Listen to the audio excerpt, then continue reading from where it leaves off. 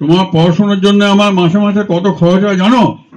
ছেলে বলছে জানি বাবা, সেই জন্যই তো বেশি পড়ি না। বিয়ের কিছুদিন পর জামাই শাশুড়িকে বলছে, মা আপনার মেয়ের মধ্যে অনেক দোষ আছে। শাশুড়ির প্রম্পট রিপ্লাই, জানি বাবা, সেই জন্যই তো কোনো ভালো ছেলের সাথে বিয়ে দিতে পারলাম না। এটা হাস্যকর, হাস্যকর, এই দেশের জনগণের জন্য হাস্যকর। ছেলের মা আক্ষেপ করে বলছে, শখ করে ছেলের বিয়ে দিলাম, কিন্তু মনের মতো বউ পেলাম না।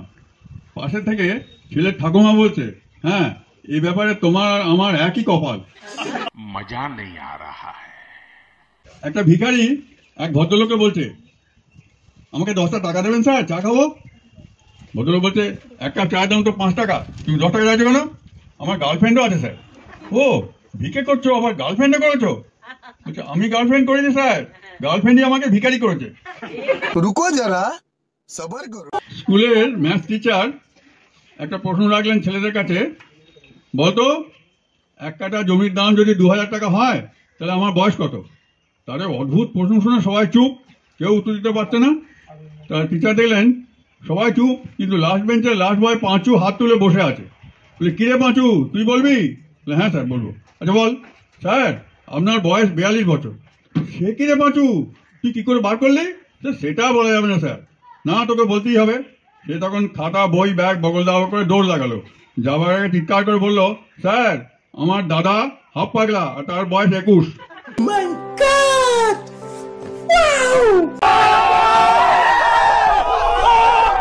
বায়োলজি টিচার একটা স্টুডেন্টকে জিজ্ঞেস করতে, হোয়াট ইজ ডাইজেশন? সেটা উত্তর দিচ্ছে, digestion is a process which starts with the right hand and ends with the left hand.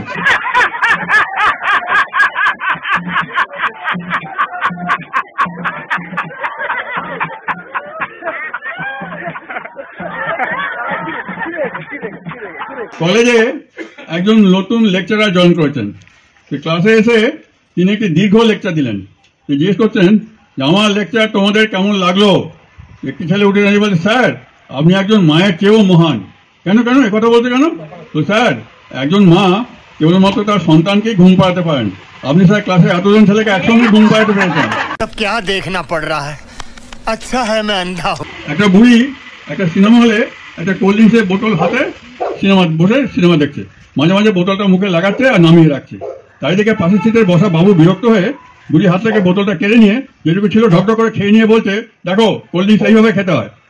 বুড়িটা বলছে, কিন্তু বাবা ওতে তো আমি পানের পিক ফেলছিলাম।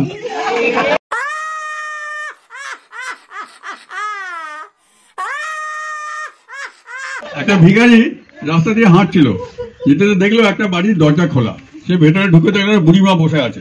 তাকে গিয়ে বললো, আমাকে কিছু খেতে দাও মা, আমি সকাল থেকে কিছু খাইনি। বলছে, এখনো রুটি হয়নি, তুমি পরে এসে দেবো।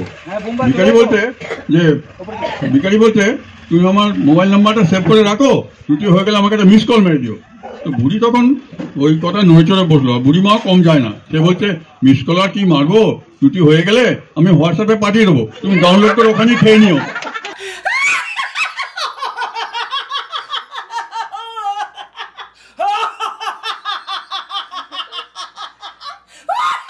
স্বামী বলছে স্ত্রীকে, বিয়ের সময় তোমার বাবার আমাকে যা যা দেওয়ার কথা ছিল বিয়ের পরেও তার কিছুই দেয়নি। তো বউ বলছে, তাই বলে তুমি শ্বশুরে যাবে না? লাঠি মানে এমন শ্বশুরের মুখে যার কথার কোনো দাম নেই। আমি সব হঠাৎ শ্বশুর এসে হাজির।